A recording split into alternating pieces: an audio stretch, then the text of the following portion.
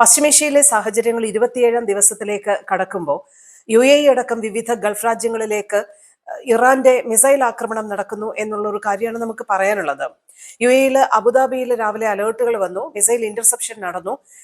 രണ്ടുപേർക്ക് ജീവഹാനി സംഭവിച്ചതായിട്ടുള്ള റിപ്പോർട്ടുകളാണ് വരുന്നത്.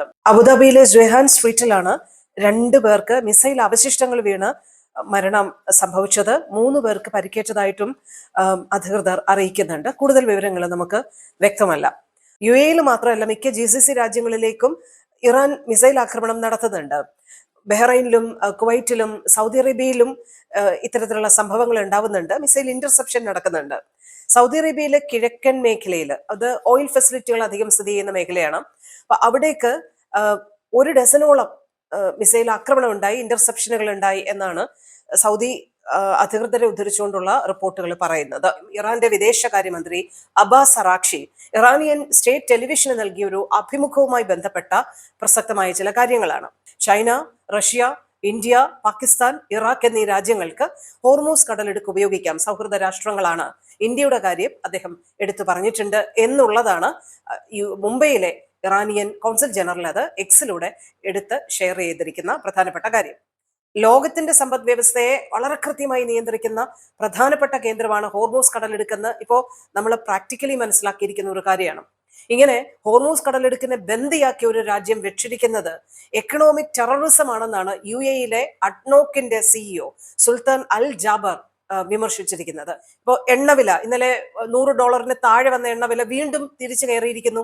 $104 ബാരലിൽ നിന്നുള്ള രീതിയിലേക്കാണ് ഇന്നിപ്പോ രാവിലെ ബ്രന്റ് ക്രൂഡിന്റെ വില രേഖപ്പെടുത്തിയത്. ഓഹരി വിപണികളിൽ വലിയ തകർച്ചയാണ്. എന്തായാലും ആഗോള സമ്പദ് വ്യവസ്ഥ വലിയ പ്രതീക്ഷ നഷ്ടപ്പെട്ടതുപോലെ ഈ ഒരു ഘട്ടത്തിൽ പ്രതികരിക്കുന്നു എന്നുള്ള ഒരു കാര്യമാണ്. UAE സ്കൂളുകൾ ഏപ്രിൽ 3 വരെ ഇപ്പൊ ഡിസ്റ്റൻസ് ലേണിംഗ് ആണല്ലോ. അപ്പൊ പല സ്കൂളുകളും കർശനമായിട്ടുള്ള സുരക്ഷാ പ്രോട്ടോകോൾ ഉറപ്പാക്കിക്കൊണ്ട് തുറക്കാനുള്ള നീക്കങ്ങളൊക്കെ നടത്തുന്നുണ്ട്. അപ്പൊ ഇതിന്റെ അനുമതിക്കായി വിദ്യാഭ്യാസ അധികൃതർക്ക് അപേക്ഷ നൽകിയിരിക്കുകയാണ് അവർ. എന്ത് തീരുമാനമാണ് ഏപ്രിൽ 3-ന് ശേഷം അതോറിറ്റി ഇതൊക്കെ പരിഗണിച്ച് എടുക്കുക എന്നാണ് എല്ലാവരും ഉറ്റുനോക്കുന്നത്. പശ്ചിമേഷ്യൻ വിഷയങ്ങളിൽ ഒരു വശത്തുകൂടി സമാധാന ചർച്ചകളിലേക്ക് അമേരിക്കൻ പ്രസിഡന്റ് കടക്കുന്നു എന്ന് പറയുമ്പോൾ തന്നെ ഈ ഖാർഗ് ഐലൻഡ് കേന്ദ്രമാക്കി അത് പിടിച്ചടക്കാൻ അമേരിക്കൻ ഇസ്രായേൽ സംയുക്ത സേന നീക്കം നടത്തും, കരയുദ്ധമടക്കം നടത്തും എന്ന് സൂചിപ്പിക്കുന്ന റിപ്പോർട്ടുകളും വളരെ സജീവമായിട്ടാണ് വരുന്നത്. അമേരിക്കൻ സൈനികർ മേഖലയിലേക്ക് എത്തുന്നു. അവര് ഒരു കരയുദ്ധത്തിലൂടെ ഖാർഗ് ഐലൻഡിന്റെ നിയന്ത്രണം പിടിച്ചെടുക്കാനാണ് ശ്രമിക്കുന്നത് എന്ന റിപ്പോർട്ടുകൾ പുറത്തു വന്നതോടെ ഈ ഖാർഗ് ഐലൻഡ് കേന്ദ്രമാക്കി ഇറാന്റെ മുന്നൊരുക്കങ്ങൾ ശക്തം എന്നാണ് ഇപ്പോഴത്തെ റിപ്പോർട്ടുകൾ പറയുന്നത്. അവരുടെ ഊർജ ഉൽപാദനത്തിന്റെ സ്ഥിരാകേന്ദ്രങ്ങളിൽ ഒന്നാണ് ഖാർഗ് ഐലൻഡ് എന്ന് നമുക്ക് ഇതിനു മുൻപ് തന്നെ വ്യക്തമായതാണ്. ഇതിനിടെ അമേരിക്കൻ പ്രസിഡന്റ് ഡൊണാൾഡ് ട്രംപ് ഈ മിഡ് ടേം ഇലക്ഷന്റെ തിരക്കിലൂടെയാണ് അമേരിക്കയിൽ. അപ്പം റിപ്പബ്ലിക്കൻ പാർട്ടിയുടെ പ്രചാരണത്തിൽ പങ്കെടുക്കുന്നതിനിടെ വളരെ വിചിത്രമായ ചില വാദഗതികൾ, അവകാശവാദങ്ങൾ ഉന്നയിക്കുന്നതും വാർത്താ മാധ്യമങ്ങൾ വാർത്തയായി നൽകുന്നുണ്ട്. അതായത് ഇറാന്റെ പരമോന്നത നേതാവാകാൻ തന്നെ ക്ഷണിച്ചു, താനത് നിരസിച്ചു എന്നാണ് അദ്ദേഹം പറഞ്ഞിരിക്കുന്നത്. എന്ത് അടിസ്ഥാനത്തിലാണ് അദ്ദേഹം ഇക്കാര്യം പറയുന്നതെന്ന് നമുക്ക് വ്യക്തമല്ല. എങ്കിലും റിപ്പബ്ലിക്കൻ പാർട്ടിയുടെ ഈ പ്രചാരണത്തിൽ താൻ ഇറാനിൽ വിജയിക്കുകയാണ്, അമേരിക്ക വിജയിക്കുകയാണ് എന്നുള്ള അവകാശവാദമാണ് വീണ്ടും വീണ്ടും മുന്നോട്ട് വയ്ക്കുന്നത്. ഈ മിഡ് ടേം ഇലക്ഷൻ ട്രംപിനെ സംബന്ധിച്ചിടത്തോളം വളരെ പ്രധാനപ്പെട്ട കാര്യമാണ്. മിഡ് ടേം ഇലക്ഷൻ ഈ വർഷം അവസാനം നടക്കാൻ പോവാണ്. അമേരിക്കൻ പ്രസിഡന്റിന്റെ 4 വർഷ കാലാവധിക്കിടയ്ക്ക്, അതായത് 2 വർഷം പൂർത്തിയായ സമയത്താണ് ഈ മിഡ് ടേം ഇലക്ഷൻ നടക്കുന്നത്. മിഡ് ടേം ഇലക്ഷൻ US കോൺഗ്രസിലേക്കാണ് നടക്കുന്നത്. അപ്പൊ ഈ ഒരു ഇലക്ഷനിൽ അദ്ദേഹത്തിന്റെ പാർട്ടി പരാജയപ്പെട്ടാൽ പ്രസിഡന്റിന് പിന്നെ തീരുമാനം എടുക്കുന്നതിനുള്ള സ്വാതന്ത്ര്യം നഷ്ടപ്പെടും എന്നുള്ളതാണ്. അങ്ങനെ ഒരു സാഹചര്യം പ്രസിഡന്റ് ട്രംപ് ആഗ്രഹിക്കുന്നില്ല. ഒന്നുകിൽ ഇറാന് മേൽ വിജയം, അല്ലെങ്കിൽ അമേരിക്കയ്ക്ക് ക്ഷതമേൽക്കാത്ത, അവരുടെ പ്രതിച്ഛായയ്ക്ക് മങ്ങലേൽക്കാത്ത ഒരു എക്സിറ്റ് പ്ലാൻ.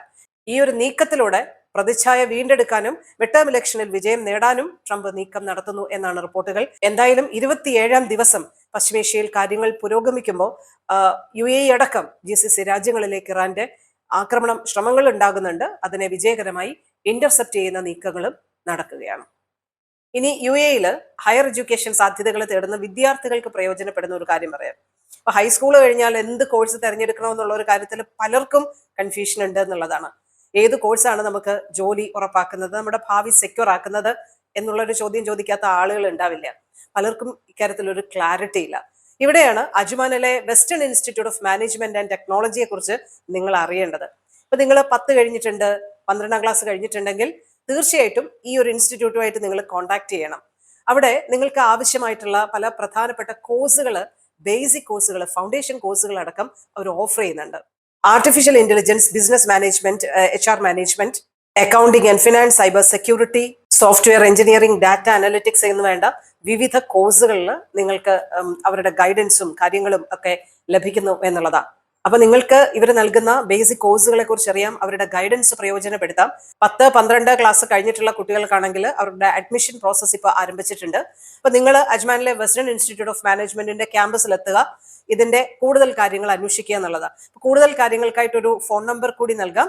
ഫോൺ നമ്പർ 056-533-0333 എന്നുള്ളതാണ്.